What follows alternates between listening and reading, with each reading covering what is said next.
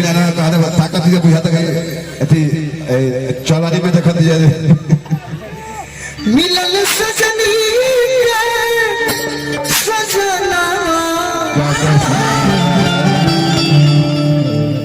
हमारे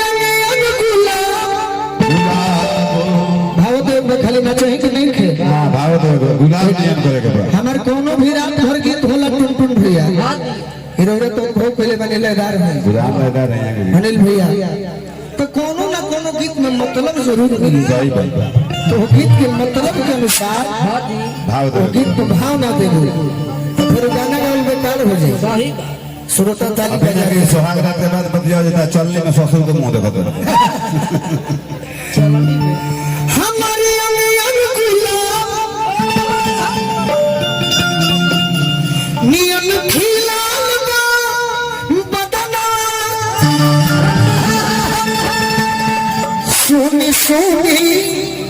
भगवान जन बिहान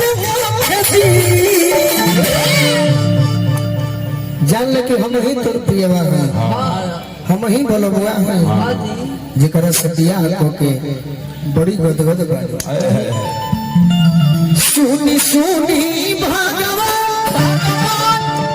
जन बिहान खेती तनी भाव दे कि लोग खुश हो जाए हमारा गीत पर लोग खुश रहला तोरा भाव पर केहू ना खुश हो एकर भावे ना खुश कर अरे कि आज राजा जी गुरवे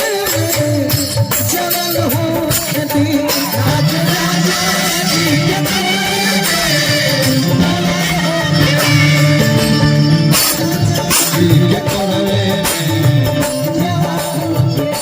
किया जहां पहिला मिलनवा मिलन सजनी के सजना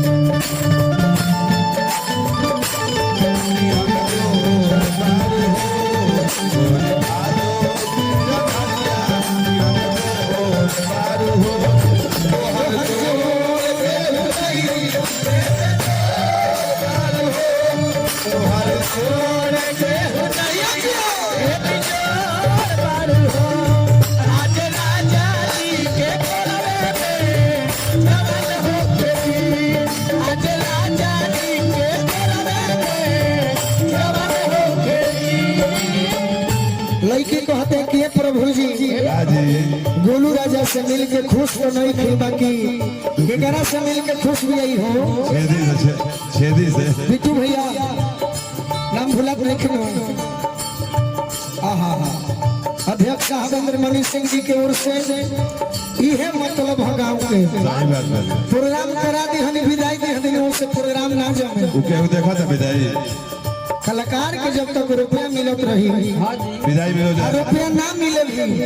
तो श्रोता के ताली बजत रहेला तो कलाकार के मनोबल उच्च रहेला तनी मुर्गी मारता राजा जी खवा उठ मुस्की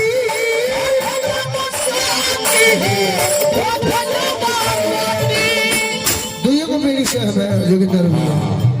यह न गलती करनी है बताएं और बढ़ा दे कम से कम एगो नाक में 4 गो धामिन चाहत रहे ये दोनों डोड़े ना के बड़ी कोई बात ना जनबाड़ी से बहुत सुंदर है है त घड़ी यूपी बिहार बंगाल हिलौले बिया प्रीति जी मैं आरा जिले के लइकन के पागल को के डिस्टर्ब कइले बिया जवाब नहीं खे करो खातिर स्वागत में ताली सबसे बजाए गोहना रोड के रोड़ा फोड़ देलस राजा जी के उठला में उठ जो बसती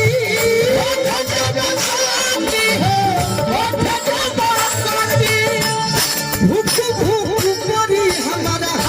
दिलवा के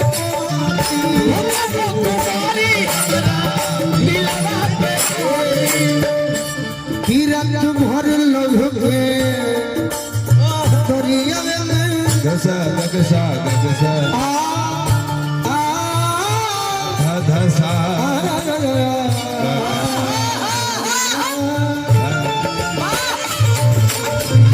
सिंपल कलाकार में है आज पढ़ा लिखल कर किरण भर